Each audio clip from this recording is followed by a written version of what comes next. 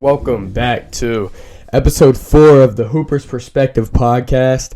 I'm the host, Brody Buchanan, and today we're going to be talking about the 2025 NBA draft and my opinion on who the top 5 prospects are of the draft. With that being said, this is my opinion. So, if you go and look at a mock draft, these guys are not going to be ranked in this order. Also, I don't think these guys will be drafted in this order. I just feel like once they get into the NBA and once their careers have started, this is kind of where they'll rank as like the top 5 NBA players to come out of the 2025 draft. So, with that being said, we're going to get it started here. I'll start at number 1. So, I think the best player in the draft is Cooper Flagg. He's averaging 19 points, 8 assists, or 8 rebounds and 4 assists. But most importantly, I think he contributes to winning. He's 8-0 in his conference, and he's 16-2 overall.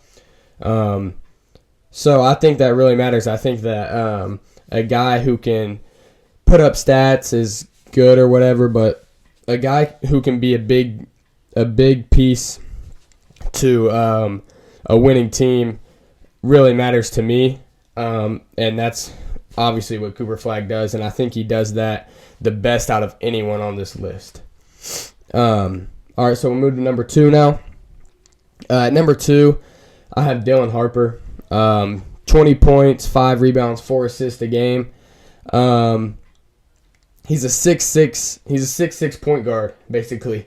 And one thing I would say one thing I like the most about his game is his craftiness in the lane. I think you see a lot of guys, especially guards who are big like him, that try to get to the rim and really finish above the rim. But he's a guy, he just uses his strength and he's plays off too and uses his pump fakes and stuff like that. And I think it's fun to watch, and I like Dylan Harper. I was hesitant to put him at 2 because when I talked about winning, his team is 3-4 in the Big Ten and 10-8 overall. And when I say hesitant to put him at number 2, I think it's close between him and Cooper Flagg. But I put Cooper Flagg at the top spot just because he's contributed to the record and success that Duke has had, while Dylan's team just hasn't been as good this year. Anyways, moving on to number 3, I have Jeremiah Fears. So he's averaging 16 points, 4 rebounds, 4 assists. He's a 6'4" guard who really gets his shot. He gets his own shot really, really well. It impresses me, and his shot making his tough shot making ability is also really impressive to me. I think he kind of gets in the lane and can hit some tough shots, finishes well at the rim. I think he has really everything you need, especially to be a scorer in the NBA. He has everything you need. He's on a good team. They're 14-4 overall, and they were a team. I don't know if people expected them to be great this year, so I have him at number 3. I really like the way he plays, and just I think he's really in control of his team and what they do. He turns the ball over a little bit, maybe too much, but he is a freshman, I guess, so if you want to use that as an excuse, you can. All these guys on this list are freshmen as well, but that's just who I think are the best players. It's not because of upside or anything like that. I just think these 5 guys have the best potential. So number 4, I have Trey Johnson. He's averaging 18 points, 2 rebounds, 2 assists, but his shooting to me is really impressive. And I think he just really fits like an NBA role to me. He's 6'6" and can shoot the ball from 30 feet.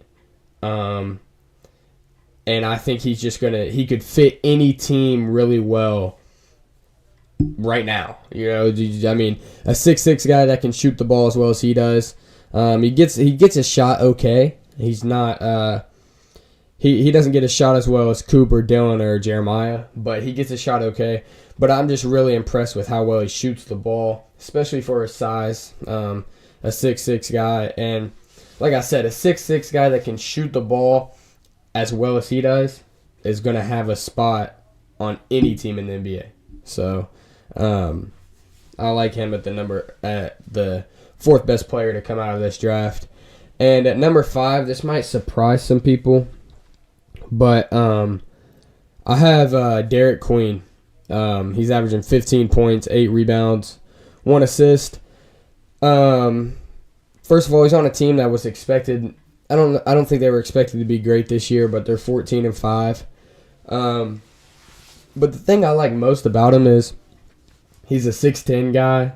So he's a 6'10" big, but I think he moves exceptionally well. In transition, he runs the floor well. Defensively, he can guard the perimeter. I think he moves really, really well. And that's where I personally see the upside of Derek Queen. It really impresses me, like I said, just how well he can move. And I think he goes super hard. He's averaging 8 rebounds, but I'm surprised, honestly, that he's not averaging more, just because, like I said, I think he crashes the offensive glass super hard, especially, which really impressed me. All right, so that's all I have today on episode 4 of the Hooper's Perspective. That is my top 5 list of not how I think they will be drafted. So it's not necessarily a mock draft.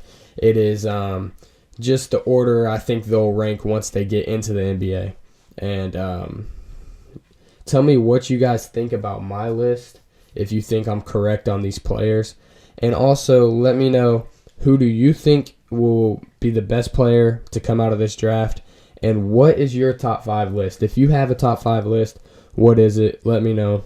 Thank you for watching. Tune in next time.